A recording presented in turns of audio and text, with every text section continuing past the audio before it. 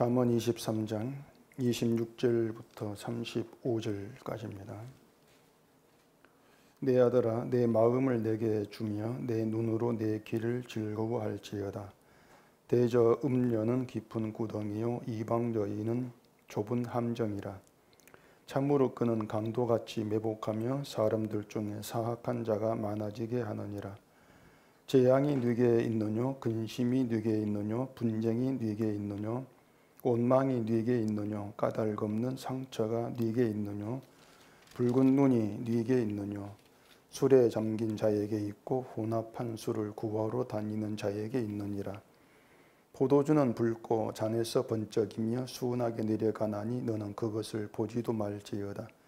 그것이 마침내 뱀같이 물 것이요 독사같이 쏠 것이며 또 내 눈에는 괴이한 것이 보일 것이요 내 마음은 구부러진 말을 할 것이며 너는 바다 가운데에 누운 자가 될 것이요 돛대 위에 누운 자가 될 것이며 내가 스스로 말하기를 사람이 나를 때려도 나는 아프지 아니하고 나를 상하게 하여도 내게 감각이 없도다. 내가 언제나 깰까 다시 술을 찾겠다 하리라. 아멘. 기도하겠습니다. 하나님의 말씀이 우리에게 오셨을 때에 우리 안에서 어떠한 현상들이 나타나는가를 말씀 안에서 깨달아 알게 하시고 이 말씀이 이끌어가는 그 길이 하나님이 인도한 우리의 길이라는 것을 알고 또한 그 길로 이끌려가기를 소원하는 저희가 되게 해 주시옵소서. 예수님 이름으로 기도합니다. 아멘. 하나님은 우리에게 돈을 들고 오시는 것이 아니라 이제 말씀으로 찾아오십니다. 돈과 함께 말씀으로 오시는 것이 아니고 오직 말씀만으로 우리에게 오시는 거죠. 이건 우리가 잘 알고 있는 내용인데 그런데 우리는 이제 말씀보다 어쨌든 돈을 더 좋아한단 말입니다. 그래서 말씀으로 찾아오시는 그 하나님보다도 돈을 들고 오시는 그 하나님을 반기고 또 그런 하나님이 더 좋고 또 환영을 하는 게 우리의 속 마음이 되는 것이죠. 하와가 그 선악과를 먹으면 하나님같이 된다는 뱀의 말을 듣고 나무를 바라봤을 때에 그 나무가 먹음직하고 보암직하고 탐스럽게 보였다. 이렇게 성경이 얘기합니다. 먹지 말라고 하는 하나님 말씀보다도 그 나무 열매에 완전히 마음이 이제 끌리게 된 거죠. 왜 그런가 하면은 먹지 말아라. 그 하나님 말씀은 자기를 행복해 주지를 않습니다. 그런데 나무 열매는 그 뱀의 말을 따라서 바라본 나무 열매는 자기를 하나님 같이 되게 하는 한마디로 말해서 신데렐라 그렇게 만들어서 행복하게 줄 수 있을 것으로 그렇게 보게 된 것입니다. 만약에 인간이 하나님 말씀대로 선악과를 먹지를 않았다면은 에덴 동산에서 추방되지 않았을 것이고 또 천사와 불칼로 생명나무의 길을 지켜서 그 생명나무 열매를 따먹지 못하게 하는 일도 없었을 것이란 것이죠. 그럼 그대로 영생을 하면 되는 겁니다. 그럼 도대체 선악과가 뭐라고 먹느냐고 하는 것이죠. 하나님은 그 생명나무와 선악을 알게 위한 나무를 동산 가운데 두셨습니다. 이 두 나무가 서로 멀리 떨어지는 것이 아니고 같이 있었던 것이죠. 그러면 생명나무를 보면서 선악과를 먹으면 영생을 잃고 죽는다. 그런 말씀을 좀 생각했어야 되고 그랬다면 뱀의 유혹을 얼마든지 이길 수가 있을 것 아니냐. 그런데 왜 그렇게 하지를 못했는가 아쉬움이 우리에게 또 있을 수가 있단 말이죠. 영생보다 선악과가 더 좋으냐 그런 말입니다. 그럼 그 질문을 우리 자신에게 보자 말이에요. 영생이 좋은가 돈이 좋은가 이렇게 질문했을 때에 분명히 우리 마음은 영생이 좋습니다. 마음은 영생이 좋은데 그런데 육신으로 행하는 것은 늘 돈이 드는 쪽으로 행하더란 말입니다. 육신은. 결국 영생보다는 돈이 더 먹음직하고 보암직하고 탐스럽게 보이는 게 또 사실입니다. 영생은 멀리 있는 것이고 돈은 더 가깝게 느껴지는 것이죠. 영생은 현실로 다가오지를 않는데 돈은 현실로 생생하게 다가온단 말입니다. 우리에게는 돈이 먹음직하고 보암직하고 탐스러운 것인데, 근데 하나님이 돈을 들고 오신다면은 하와를 유혹한 사탄과 다를 바가 없지 않습니까? 그래서 돈을 들고 오시는 하나님은 하나님이 아니고 인간의 욕망이 만드는 우상이 되는 것입니다. 그런 점에서 자, 그렇게 하나님은 돈이 아니라 말씀으로 찾아오신다. 이걸 우리가 모르지가 않습니다. 그런데도 하나님이 돈을 좀 주셨으면 그런 마음을 감출 수가 없죠. 그게 우리의 이제 본심이고 우리 마음인데, 근데 그런 마음으로 우리가 예수를 믿는 게 가능하냐, 그런 점들을 좀 생각하고 놓치지를 마시라는 얘기입니다. 우리 마음이 이런 마음이다. 근데 그런 마음 가지고 믿음이 가능할까? 그런 생각들이 자꾸 우리에게 살아있어야 하는 것입니다. 그래서 말씀으로 뭐 살자느니, 또 예수님 가까이 나아가는 믿음이 되다느니, 그런 생각을 우리가 할 것이 아니고, 도무지 죄를 피할 수 없고 죄를 이길 수 없고 아예 죄를 좋아하는 그런 인간됨부터 우리가 생각을 해야 한다는 것이에요. 우리를 돌아올 때에. 그게 우리에게 하나님이 말씀으로 찾아오신 이유란 말입니다. 그러니까 말씀으로 오셔서 네가 이 말씀을 좀 실행하고 살아봐, 그것이 아니고요, 죄를 좋아하는 인간됨, 그런 우리의 인간됨으로는 믿음이 가능할 수 없는 것, 그렇게 우리를 깨닫게 하는 것이 말씀으로 오시는 이유가 된단 말입니다. 평소에는 우리가 죄를 뭐 싫어하고 멀리하고 산다 그렇게 생각했는데, 그런 우리가 죄를 좋아하고 죄를 가까이 하는 자라는 것, 이걸 보게 하려고 하나님이 말씀으로 찾아오신다는 얘기예요.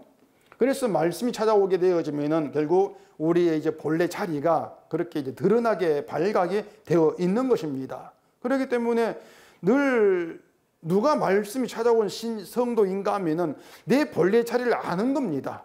나의 인간의 본래 자리를 알아채는 그것이 말씀이 찾아온 성도구나, 이렇게 얘기할 수 있다는 것이에요. 27절에 보면은 그 음녀 또 이방여인 이런 말이 이제 나오는데, 우리가 이 성경에서 음녀나 이방 여인 이런 말을 접하게 되어지면은 뭐 남자 이제 상관없이 이건 나와는 이제 상관이 없어, 나와 거리가 먼 이야기라 우리는 그렇게 늘 보게 되어지게 돼 있어요.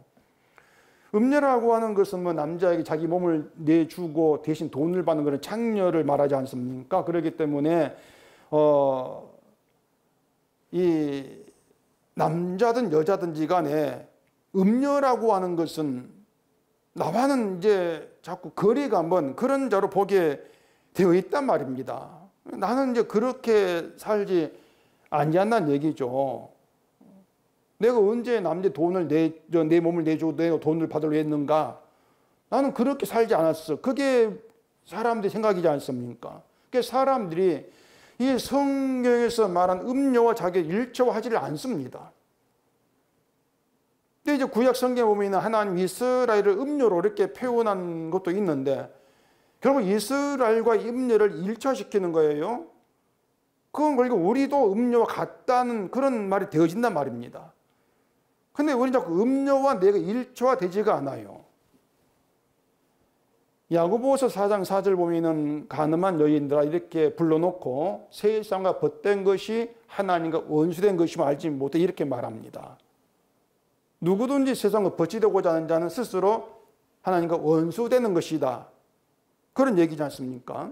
가늠한 여인들, 음녀, 그 음녀들을 향해서 세상과 벗된 것이 하나님의 원수된 것이다.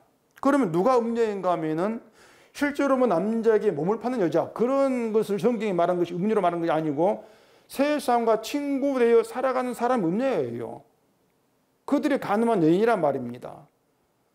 그들을 가리켜서 하나님의 원수 이렇게 얘기를 하고 있지 않습니까? 그러면 이제 그렇게 이 성경 한 구절만 가지고도 가늠한 여인, 음녀에 해당하는 사람의 범위가 넓어져요. 세상과 벗된 자가 음녀, 넓어진단 말입니다. 그러니까 성경이 아니었다면은 그저 남자 상대로 몸 파는 여자, 그게 음녀야, 그렇게 알았을 이 음녀가 세상과 벗된 자, 확대가 되어버린단 말입니다. 세상 전부로 확대가 되어버려요. 모든 인간에게로. 세상과 벗된 자라고 하는 것은 특별한 사람을 의미하지 않습니다. 돈 벌기 위해 직장 다니고 일하고 또 뭐 인간관계에도 좋아야 삶에 도움이 되니까 다른 사람 마음에 들려고 신경을 쓰고 살아가는 이 모든 것들이 세상과 벗된 거예요. 세상에서 뭔가 도태되고 뒤떨어지고 그런 내가 되기를 싫어하고 세상과 벗이 되어서 세상 안에서 내 자리 확보해서 남과 똑같이 그렇게 멋있게 살고 싶어 하는 거, 이게 세상과 벗된 사람이란 말이에요. 그렇기 때문에 이 음녀라 간음한 여인이라고 하는 것은 어떤 누구 특정한 사람 몇 사람 꼽아서 말하는 것이 아니고 세상 속에 존재하는 모든 인간입니다. 모든 사람이 세상 벗된 자이고 하나님 원수 간음한 여인이다. 확대화되어 버리는 거예요. 이게 성경이란 말이에요. 자, 이렇게 우리는 세상과 벗된 것이 간음한 여인이다. 이 말을 들었습니다. 그럼 우리가 이제 어떻게 해야 되냐고 하는 거죠. 간음한 여인이 안 되기 위해서, 간음한 여인이란 말을 듣지 않기 위해서 세상과 절교를 해야 되는가? 세상을 끊어야 되겠습니까? 우리가 세상을 뭐 미워는 몰라도 좋아합니다. 세상을 좋아하는데 어떻게 좋아하는 세상과 절교할 수 있냐 그 말이에요. 우리 세상과 절교할 수 있는 인간이 못 되죠. 또 세상과 절교하면 또 어떻게 살아갑니까 우리가? 결국에 인간이라고 하는 그 존재가 간음한 여인, 음녀라는 것에서 벗어나지를 못해요. 하나님의 원수된 인간, 거기에서 우리가 벗어나지를 못한단 말입니다. 그래서 그런 인간됨을 우리가 생각질 아니하면 결국은 이 교회에서 이제 우리가 하나님 믿는다 이렇게 나온 것들이 하나님과 원수된 간음한 여인이 하나님 믿는다 큰 소리치는 그런 결과가 되어진단 말입니다. 성경은 간음한 여인이라 하는데 하나님 원수라 하는데 근데 그런 사람들이 우리가 하나님 믿습니다. 이렇게 하고 있더란 얘기예요.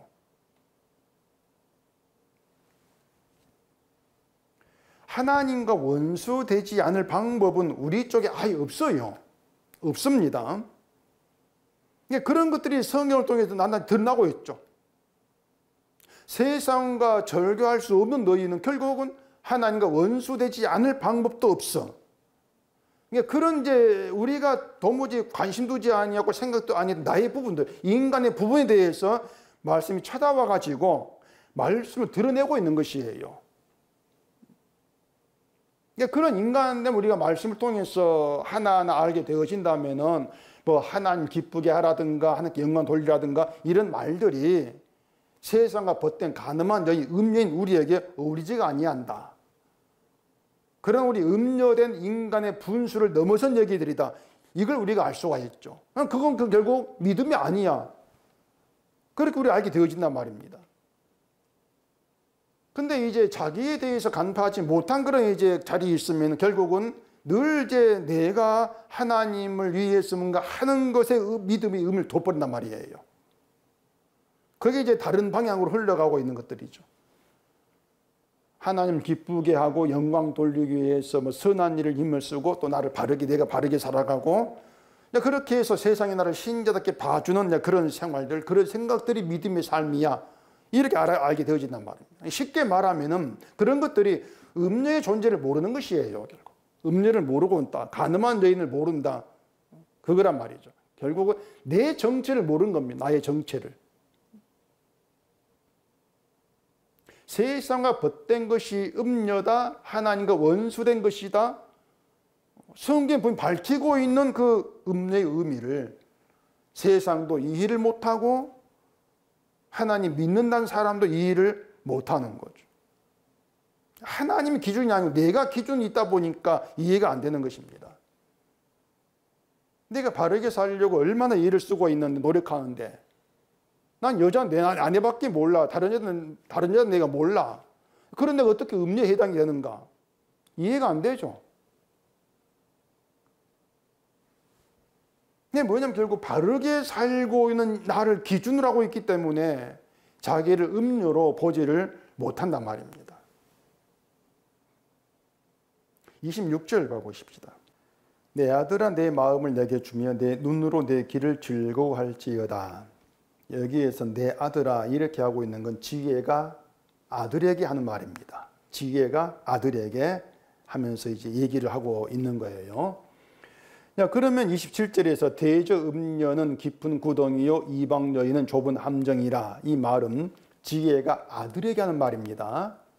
내 아들아 부르고 하는 말이니까 지혜가 아들에게 하는 말이라고 했을 때에 우리는 이 말을 지혜가 아들이 잘못된 길로 가지 않게 하려고 교훈하고 가르치는 그런 의미로 생각하기가 쉬운 거예요. 음녀는 깊은 구덩이고 함정이니까 이거 빠지지 않도록 조심해, 그런 교훈으로 그렇게 이제 받기가 쉬운 거죠. 사람들이 성경을 이제 그런 의미로 많이 받지 않습니까? 우리를 신자로 바르게 살게 하려고 말씀이 있어. 그래, 말씀이 이걸 조심하고 이걸 빠지지 않도록 주의하라고 그런 의미로 이제 말하고 있어. 그렇게 받다 보니까 이제 세상에 음녀가 많은데 그 음녀에 빠지지 마, 이게 우리 주는 교훈이야. 음녀에 빠지면 네 인생이 엉망이 되고 네가 무너져, 경계시키는. 그렇게 부모가 자식을 교육하는 그런 이제 취지로 이 성경을 받는단 말이에요. 근데 그게 성경을 잘못 보는 것인데, 거기 자꾸 하나를 놓치는 거면 그게 뭐냐면은, 자, 우리에게 음녀에게 빠지지 마 했을 때에 과연 음녀에게 빠지지 않을 그런 실력이 있는 자가 우리냐, 그걸 자꾸 생각하지 않는 거예요. 음녀를 너무 쉽게 생각하니까. 마치 창녀촌에 있는 그런 여자들 그렇게 생각하니까 난 거기 안 가면 되고 거기 빠지지 않으면 돼, 유혹에 안 걸리면 돼, 바르게 살면 되지 않는가, 그렇게 쉽게 생각하니까 맞아 이게 빠지지 말라는 교훈이구나, 그렇게 본단 말이에요. 근데 그런 교훈은 뭐 세상 정부도 하고 있지 않습니까? 그래서 세상 창조도 없애버리고 말이죠. 그런 데 있으면 골목에 청소년 들어가지 말라고 경고 표시 붙여놓고 그렇게 하고 있지 않습니까? 성경은 그런 수준으로 우리에게 지금 가르치고 있는 것이 아닌 것이거든요. 다시 말하지만 인간은 성경에 하라는 대로 할 수 없는 자라는 걸 잊으면 안 돼요. 그걸 잊어버리게 하고 교훈을 받아들였는데 아무리 교훈하고 가르친다 할지라도 난 그것을 지키지를 못해, 이걸 우리가 염두에 둔다면 그럼 뭐지? 일단 의문을 가지고 보게 되어진단 말입니다. 29절 봐보십시다. 재앙이 네게 있느뇨, 근심이 네게 있느뇨, 분쟁이 네게 있느뇨, 원망이 네게 있느뇨, 까닭 없는 상처가 네게 있느뇨, 붉은 눈이 네게 있느뇨, 술에 잠긴 자에게 있고 혼합한 술을 구하러 다니는 자에게 있느니라. 여기에서 이제 우리는 재앙, 근심, 분쟁, 원망, 상처 이런 것들은 우리가 원하는 행복과 또 평안을 흔들고 깨뜨리는 원인으로 우리가 이제 생각을 하는 겁니다. 붉은 눈은 빨갛게 충혈된 눈으로 볼 수 있는데 술 먹고 취한 눈이 아닐까 그렇게 이제 생각되고, 또 까닭 없는 상처가 있는데 이유를 모른다는 것이에요. 그게 까닭 없는 상처예요. 내가 왜 상처를 받지? 이유를 모른단 말입니다. 그러니까 그런 것 통해서 이제 평안, 행복을 깨뜨리는 그런 이제 요소들 이렇게 보고 있는데, 그런 것 누구에게 있느냐? 술에 잠기고 혼합한 술을 구하러 다니는 그런 자에게 이런 것이 있다고 하는 것이에요. 그런 것들이. 그럼 이것도 지혜가 아들에게 너 술 즐기지 말고 술에 취하지 말아라, 이런 교훈을 주는 것으로 생각을 해야 하는 말입니다. 그런 교훈이냐? 아들에게 술 먹지 마, 술 취하지 마, 네가 술을 즐기면 너에게 재앙이 있고 원망이 있고 다 있어.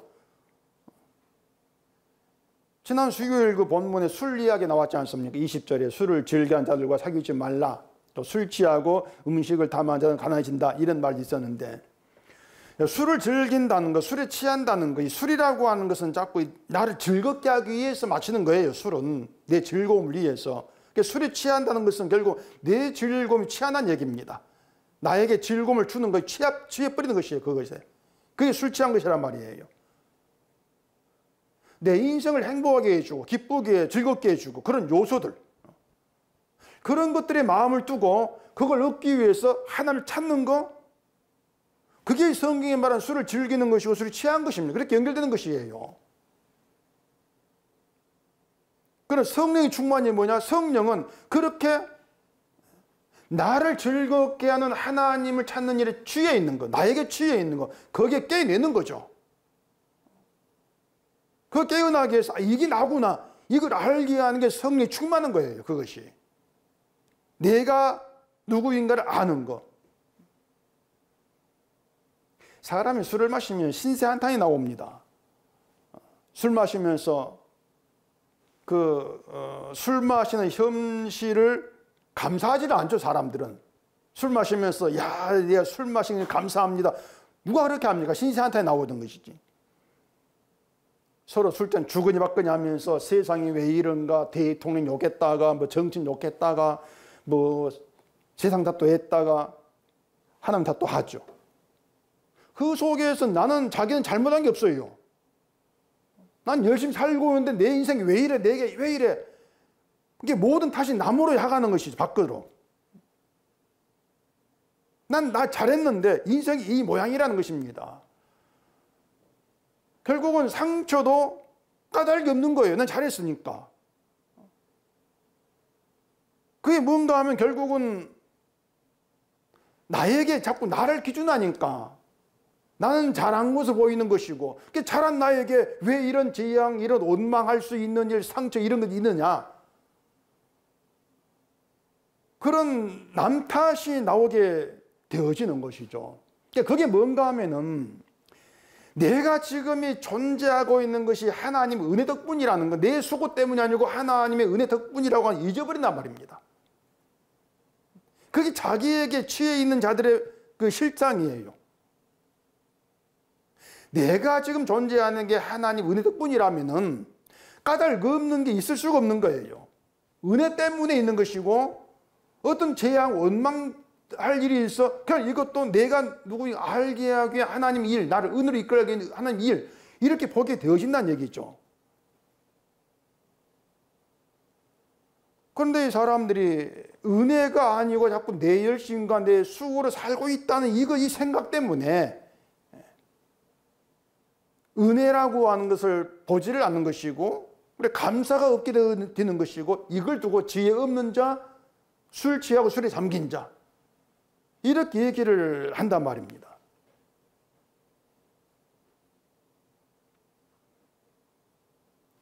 하나님이 우리 인생을 끌어가신다 했을 때 내 좋은 대로가 아니고 하나님의 뜻에 합당하게 끌어가십니다. 하나님의 일을 위해서 끌어가시는데, 그러면 하나님의 일을 위해 끌어가신다면 우리에게 주어진 어떤 것도 이건 재앙이다, 또 하나님께 원망 돌려드릴 그런 일은 없는 거예요. 나를 되게 하는 일이니까. 그런데 우리는 하나님의 일을 도기보다도 자꾸 내게 인생의 즐거움, 내 행복을 자꾸 생각하다 보니까 모든 게 재앙이에요. 좋지 않은 일이고 원망할 일밖에 없는 거예요. 그러니까 그런 것들이 술에 취한 자, 술을 즐기는 자, 다시 말해서 내게 취해 있는 자, 그렇게 얘기를 하고 있는 거죠.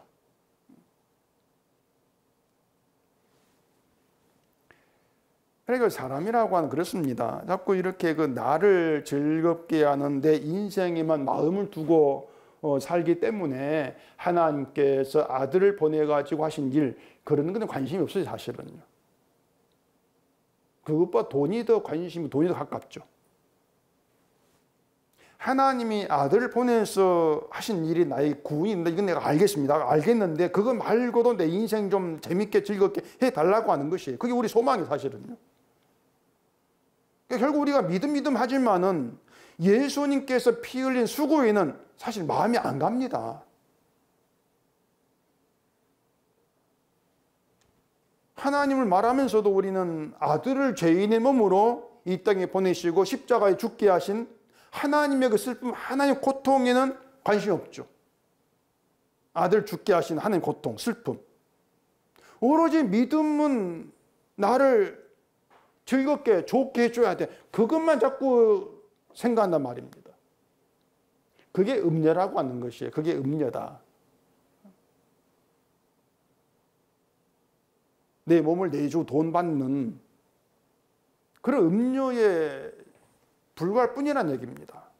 하나님 내 열심, 내 수고 내주고 내 원하는 거 받아내려고 하는 것 같은 것이죠.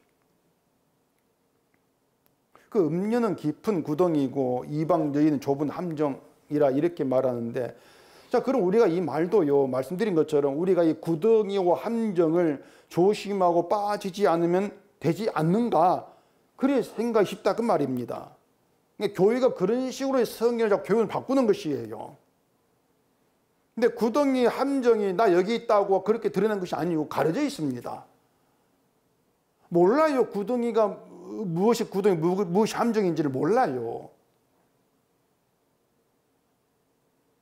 이방 여인은 이방 종교 우상을 믿는 여인이고 음녀는 부정한 여인이에요. 그들을 두고 빠져나올 수 없는 깊은 구덩이다, 좁은 함정이다 이렇게 얘기를 한단 말입니다. 근데 이것이 음녀에게 빠지지 말고 뭐 이방 여인과 결혼하지 말고 그런 뜻이 아니란 얘기예요. 만약에 그런 뜻으로 받게 되어지면은 지게의 아들, 지게의 자는 음녀에게 빠지지 않고 이방 여인 결혼하지 않는 자다, 또 이런 결론이 되지 않습니까?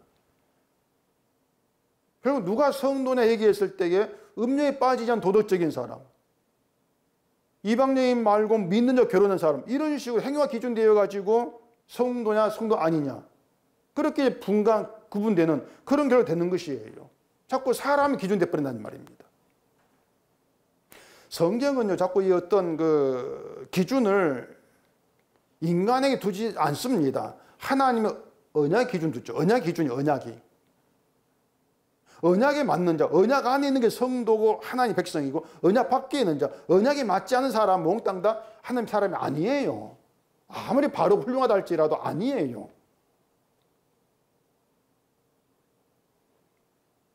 그런 언약 밖에 있으면 언약 기준에 맞지 않으면서도 뭐 나가 바르게 삽니다, 그렇게 하면서 이제 구원받지 못하는 그런 결과가 된단 말입니다.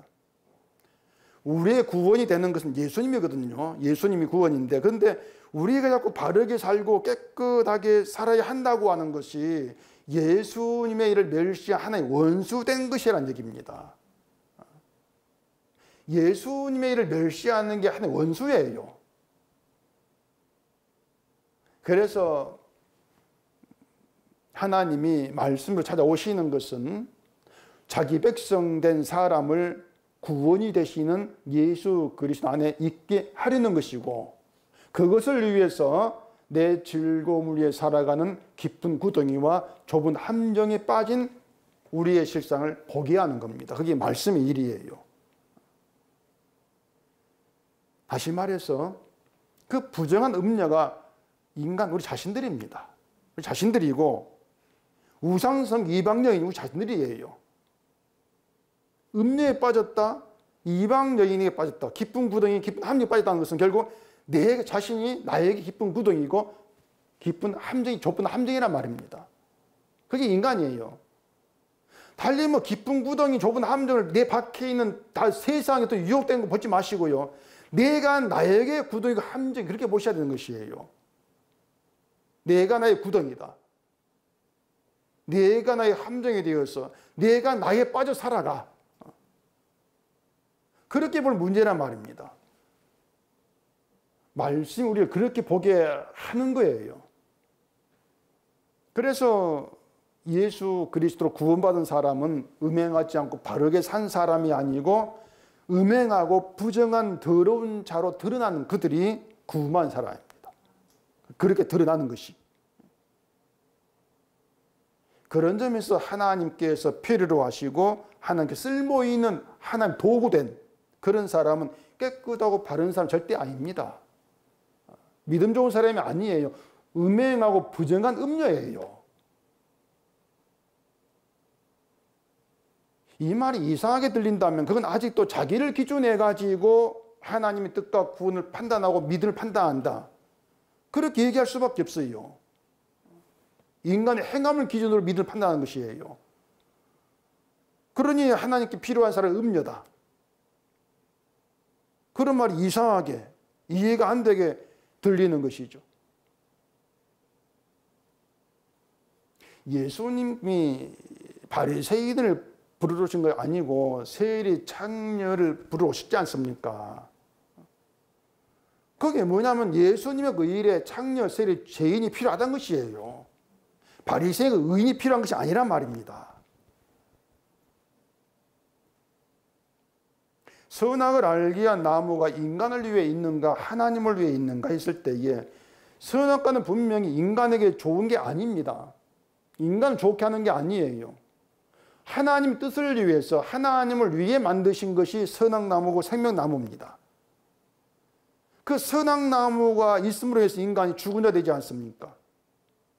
그리고 죽은 자를 하나님이 아들 보내심으로 죽음에 건지고 생명 있게 한단 말입니다.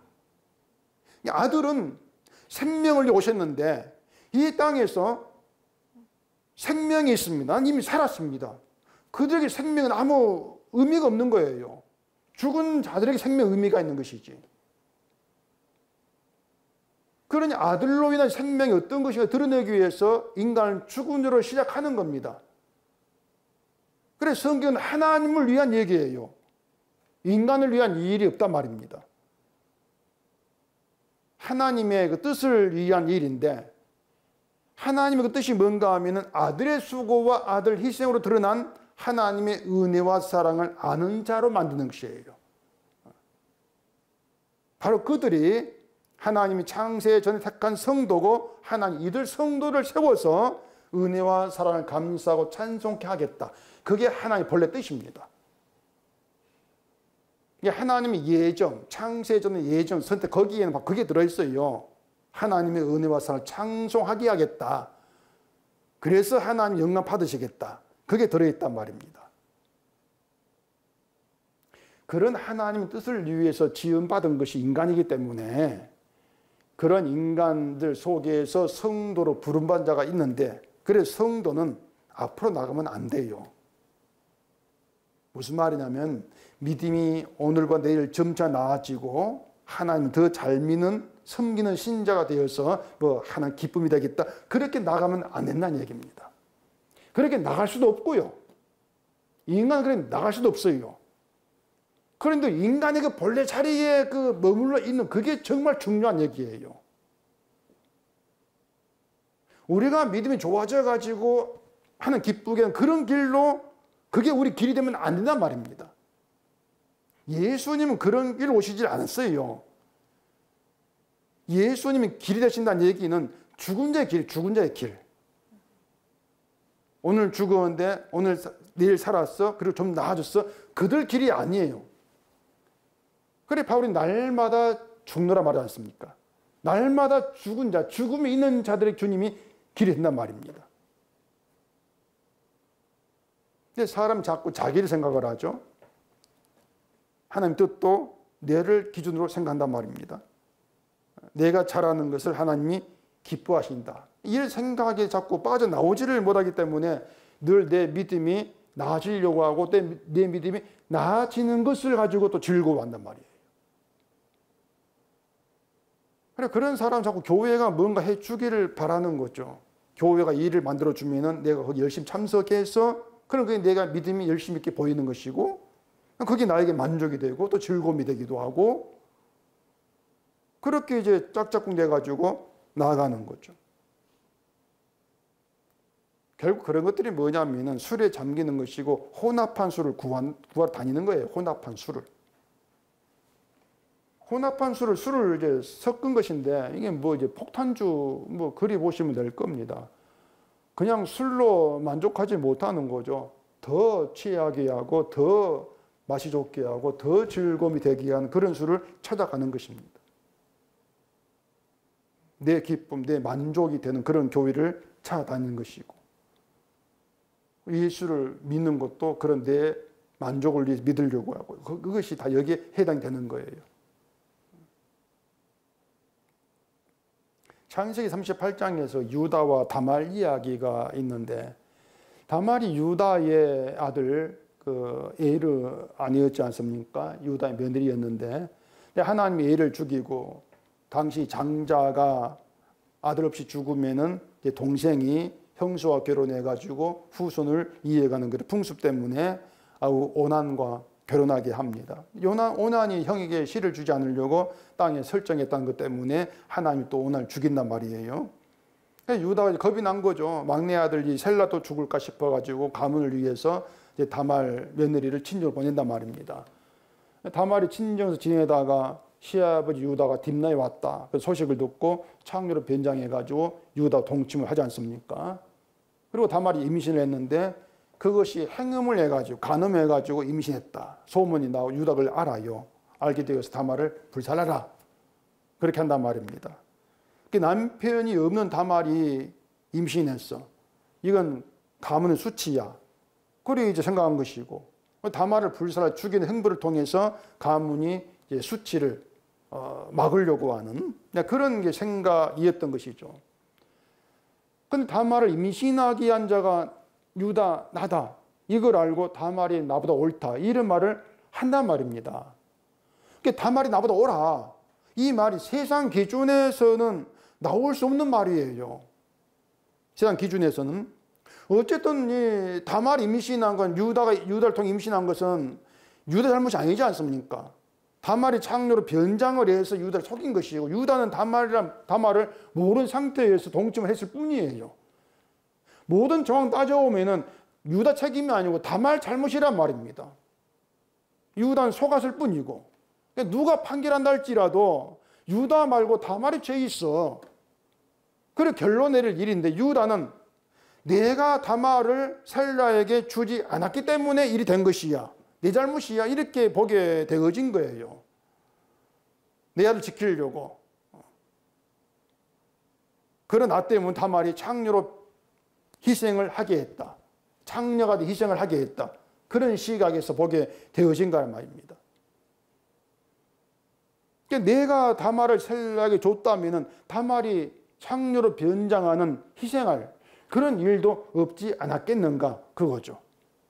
그러니까 우리가 이런 그 다말의 이야기, 다말 희생한 겁니다. 창녀 변장 희생한 것인데 다말 희생을 예수님의 희생으로 보고 생각해 보면은 다말과 유다 이야기는 우리가 예수 앞에서 어떤 태도를 취해야 되는가 이걸 보여주고 있는 것이에요.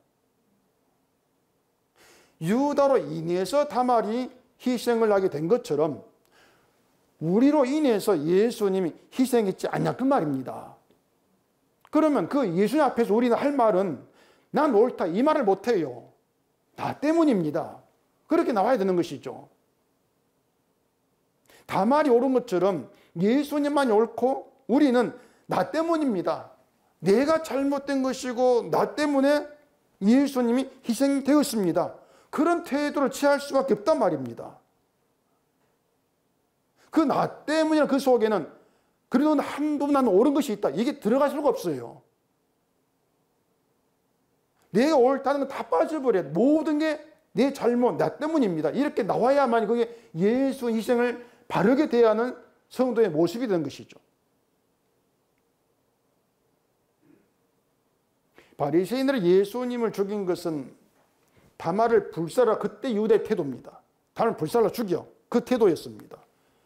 유다가 자기 가문 지키려고 다말 죽이려고 했던 것처럼 유대교라고는 자기 종교죠. 바리새인들에게. 유대교는 자기의 그 엄청난 이름의 종교예요. 그런 종교, 자기 유대교를 예수가 흔드니까, 더럽히고 있으니까 예수를 죽이자 이렇게 나온단 말입니다. 이게 지금의 그 나를 지키려고 하는 그런 인간에게 그대로 드러나고 있어요. 교회를 지키려고 하고 내 믿음을 지키려고 하고 내 정당함, 내 옳음을 지키기 위해서 복음을 밀어내는 것이죠.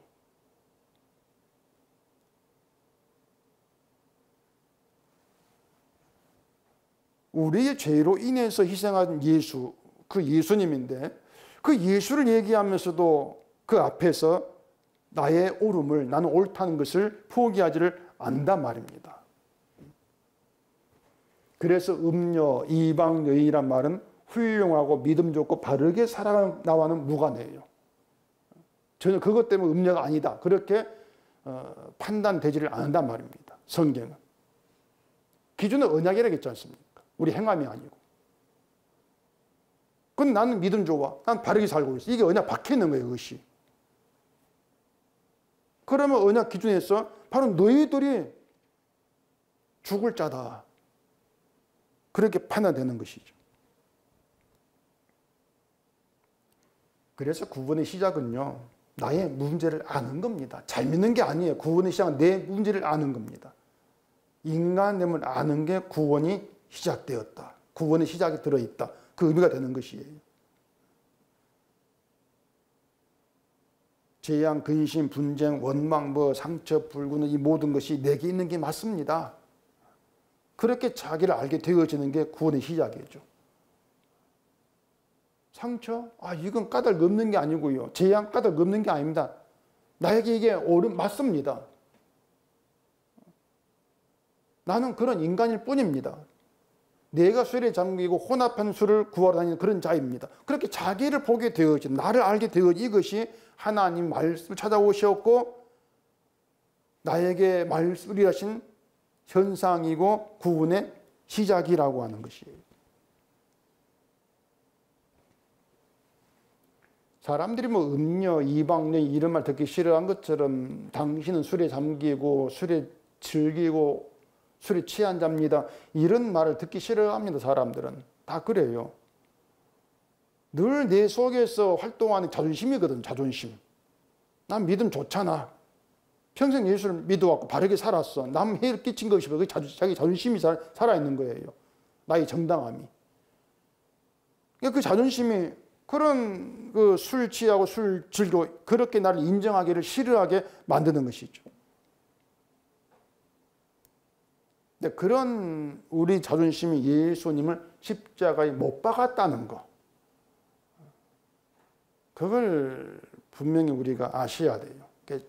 자존심을 없애라는 게 절대 말하지 않습니다. 성경은요. 없애라는 것이 아니고 우리에게 있는 늘상 살아야 하는데 자존심이 예수를 못 박았어. 그걸 눈뜨게 한단 말입니다. 그런 나에게. 31절 가보십시다. 포도주는 붉고 잔에서 번쩍이며 수은하게 내려가나니 너는 그것을 보지도 말지어다. 여기 포도주에 대한 표현인데 이 표현이 마치 그 선악과를 먹음직하고 보암직하고 탐스럽게 보인다. 그것과 같은 표현이에요. 포도주를 보니까 붉다. 잔에서 번쩍인다. 수은하게 내려간다. 이게 뭐냐? 포도주를 참 먹고 싶은 그런 마음이 그런 입맛 다시게 하는 그런 표현이란 얘기입니다. 우리를 끌어당기는 얘기죠. 포도주가. 근데 그 포도주를 두고 뱀같이 물고 독사같이 쏜다 이렇게 말해요. 정말 맛있게 보이는 먹고 싶은 그런 포도주가 뱀같이 우리를 물고 독사같이 쏜다. 뱀같이 물고 독사가 쏜다는 건 우리 죽게 한다 그 뜻이거든요. 죽게 한다. 이게 선악과 다르지 않단 말입니다. 선악과가 먹음직하고 보암직하고 탐스럽게 했는데 그래 먹었는데 그 하와 이 맛을 땡겨서 먹었는데 근데 죽었지 않습니까? 그러니까 우리를 죽음에 이르게 했던 것이 뭔가 하면은 야 내가 저거 먹으면 안 돼. 내가 피할 거야. 그렇게 보이는 것들이 아니고요. 정말 갖고 싶고 먹고 싶도록 보이는 그것들이에요. 정말 좋아 보이는 것들이 독이라 우리 죽음에 이르게 한다. 그 뜻이란 말입니다. 그러한 선악과가 세상이죠. 세상이고 내 눈에 좋아 보이는 나를 정말 멋있게 잘나게 만들어줄 만한 그렇게 보이는 것들. 그게 바로 우리가 인간이 그렇게 붙들고 행하려고 하는 정당하고 옳은 행함이란 말입니다. 보세요. 이런 행함만 있으면 내가 이렇게만 하면은 복받고 하나님께 사랑받고 잘 되지 않을까? 그러니까 그런 행함들이 정말 탐스럽게 보이는 겁니다. 그런 행함들이 붉고 잔에서 번쩍이고 순하게 막 내려갈 같은 그렇게 보이는 포도주로 보이는 거예요. 근데 그것이 뱀같이 문다, 독사같이 쏜다. 그 실질을 모르는 거죠, 사람들은. 내 행함이 나를 물고 나를 쏜다는 거. 그걸 잘 어떻게 알겠습니까? 모르는 것이죠.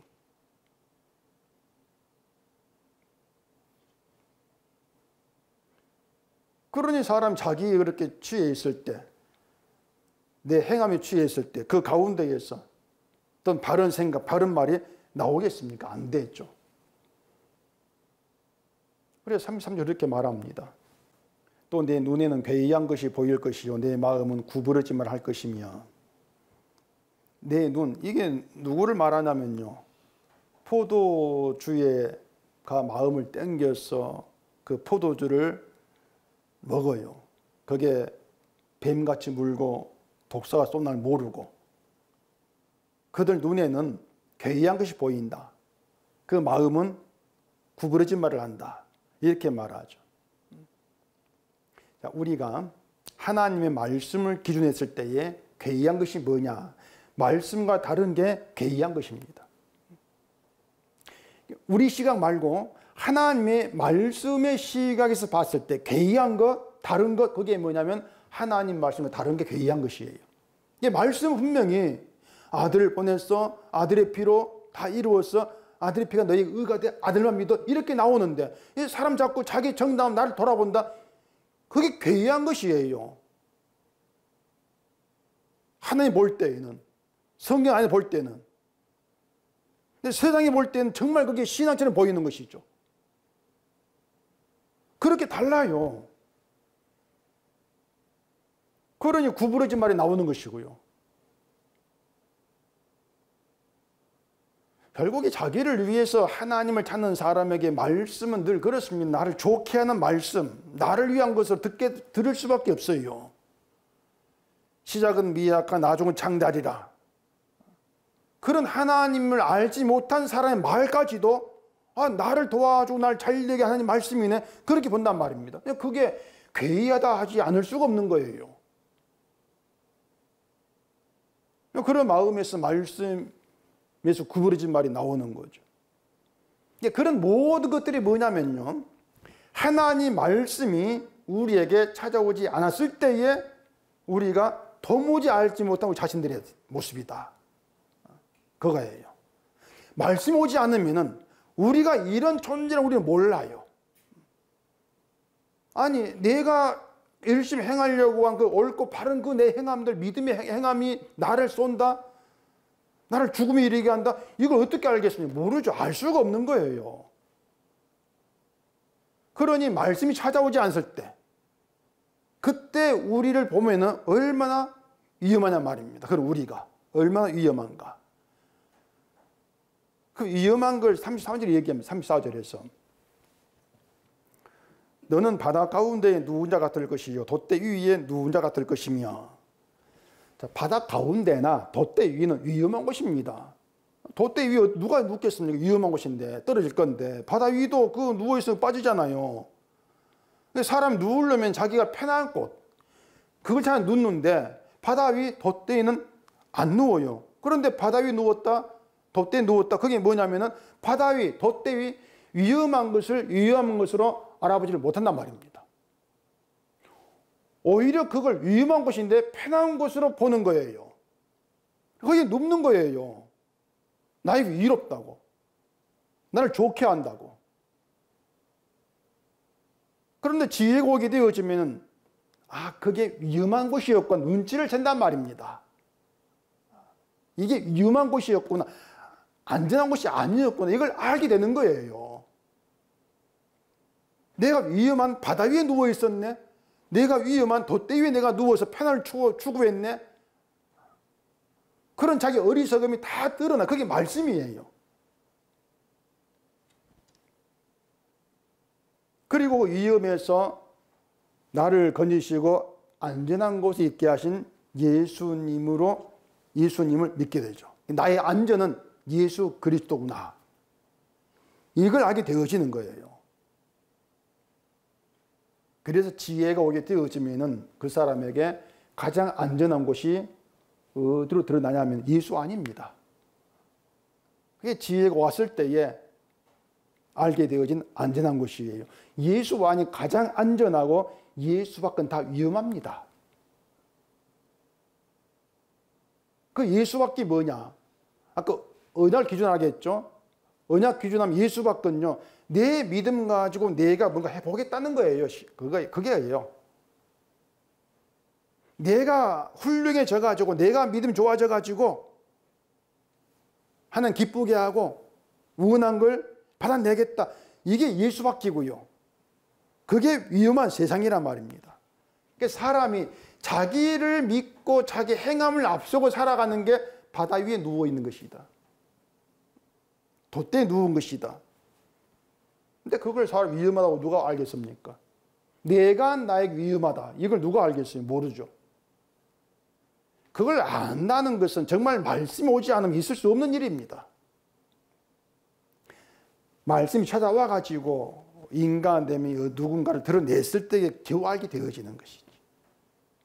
그러니 말씀이 오지 않으면 우리는 위험해, 정말 위험해요.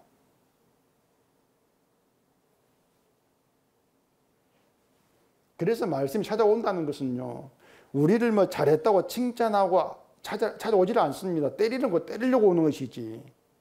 때리는 게 말씀이 하는 일이에요, 징계가.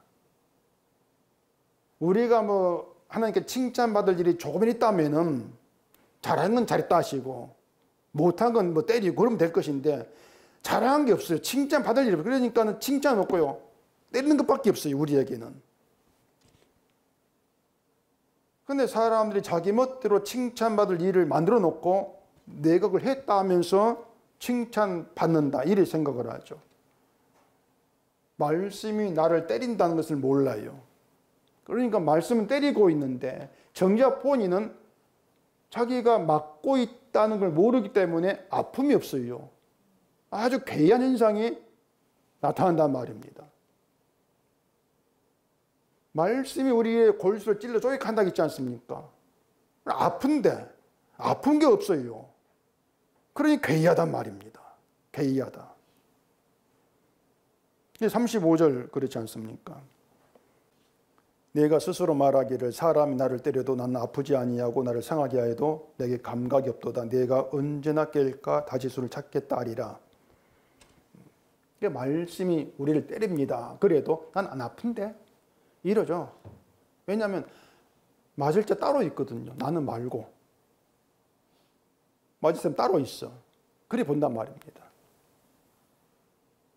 지금까지 말씀드린 이 모든 것들이 사람이 자기에게 빠지고 자기에게 취해서 자기를 기준해 가지고 하나님께 나오는 우리 이야기다. 그렇게 보셔야 돼요. 그런 우리에게 지혜곡이 되어지면 어떻게 되느냐? 쉽게 말하면, 간단하게 말하면 평온했던 우리 마음이 요동을 치고 풍파가 일어나요. 지혜, 말씀이 찾아오면은 내가 안전하다 누웠던 곳이 위험한 바다이고 돛대 위라는 것을 알아채게 되는 것이에요. 나의 행함, 나의 옳음, 이게 절대 평안한 곳이 아니고 위험한 곳이구나. 이걸 낱낱이 깨달아 알게 되어져요. 그렇다고 해서 그래 행함에서 나오면 되지 않겠는가? 그건 아니에요. 사람은 내 행함에서 나오지를 못합니다.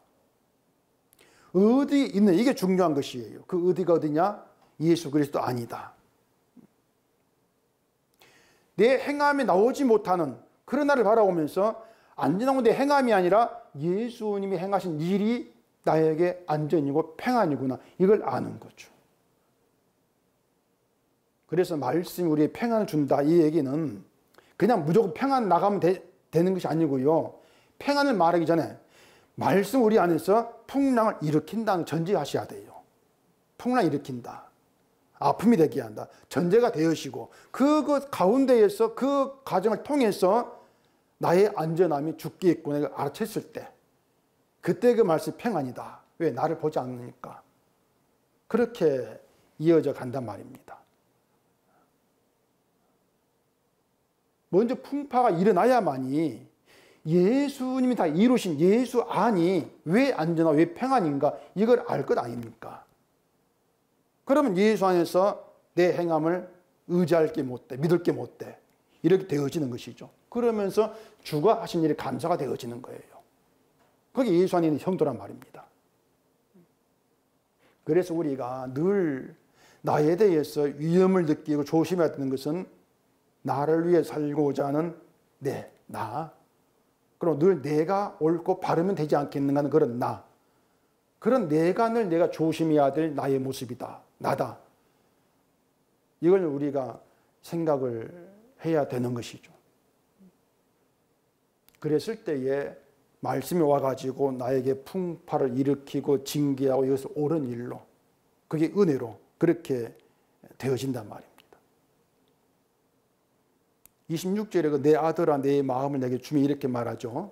지혜가 아들에게 네 마음을 달라 이렇게 말하는데, 어떤 마음을 달라 하느냐, 그게 마음이 무슨 말이냐면은 지혜로 인해서 풍파가 일어나고 상하게 된 그 마음을 달라는 것이에요. 착한 마음이 아닙니다. 지혜가 와서 풍파가 일어나고 상하게 된 네 마음을 달라. 하나님이 구하신 예산 상한 심령에 한 것처럼 하나님은 상한 마음을 우리에게 달라 그러는 것이에요. 상한 마음을 달라. 그 상한 마음은 내가 내 것이다 무너진 마음이라겠습니다. 그게 상한 마음이에요. 그리고 우리 본래 마음이 아니에요. 상한 마음은. 그런데 지혜를 줘서 마음을 상하게 하시는 것이죠. 상한 마음이 되게 하시고, 그렇게 하나님께서 만든 상한 마음을 내게 달라 이렇게 하신단 말입니다. 우리가 만든 마음이 아니고, 결국 상한 마음, 우리 마음이 아니고 내 것이 아니고 하나님 만드시니까 하나님 것이에요. 상한 마음이. 그 하나님의 것을 하나님이 달라는 것이죠. 어떻게 우리 주겠습니까? 말씀을 풍파 일어난 그 마음 속에서 내가 의지할 내 건 아무것도 없습니다. 고백한 자로 주님을 바라고 나오는 게 상한 마음을 하나님께 드리게 되는 것이죠. 그게 성령 일이란 말입니다. 그렇게 하나님은 하나님께서 만드신 하나님의 것을 받으시고 기뻐하신단 말입니다. 우리 것이 아니고. 이게 성경 이야기예요. 그리고 내 눈으로 내 길을 즐거워할지어다. 지혜의 길을 즐거워하라는 것인데, 여기에 지혜의 길에 우리가 원한 내 길은 없습니다. 그래서 우리가 말씀이 찾아오지 않으면 내가 누구인가를 우린 잊고 산다. 우리가 예수께로 부름받아서 예수 앞에 나와 있다는 것도 잊어버리고 산다. 그렇게 예수 앞에 있는 나를 잊어버릴 때 늘 내 믿음, 내가 부족하다는 것에 신경을 쓰이고 다른 사람과 비교하게 되어지는 것. 그게 인간됨이라는 것을 아신다면, 그런 나에게, 그것밖에 안 그런 나에게 하나님께서 말씀으로 찾아오셔서 마음에 풍파 일으키시고 때리시면서 내가 누구인가를 알게 하시고, 그렇게 해서 상한 마음 되게 하시고, 그 마음 받으시면서 기뻐하시고, 예수 안에 데려가 새롭게 하시고, 그렇게 일하신 하나님의 그 일들이 당연할 수밖에 없어요. 그럼 그 순간만큼은 돈이 아니라 말씀으로 찾아오시는 하나님이 옳습니다. 이런 고백이 나오지 않겠습니까? 그게 감사가 되지 않겠습니까? 하나님 그렇게 우리를 사용하고 계시는 거예요. 이걸 우리가 아시고, 말씀이 찾아올 때마다, 말씀을 들을 풍파 일어날 때마다 내가 옳다고 여겼던 것들이 위험한 것이고 다 부질은 헛된 것이었구나, 이걸 깨달으시고 늘 우리 마음이 주님께로만 향하고 주님께만 소망을 두게 되는 우리가 되어지기를 바랍니다. 기도하겠습니다. 우리 아버지 하나님, 이 시간도 말씀을 통해서 우리가 놓치지 말아야 할 것이 무엇인가를 깨닫게 하심을 감사합니다. 내가 나에게 위험한 존재입니다. 그런 위험성을 깨닫게 하시고 늘 말씀 오셔서 이 모든 걸 깨닫게 하시는 하나님의 일하심에 감사와 찬송이 있는 저에게 되게 하시옵소서. 예수님 이름으로 기도합니다. 아멘.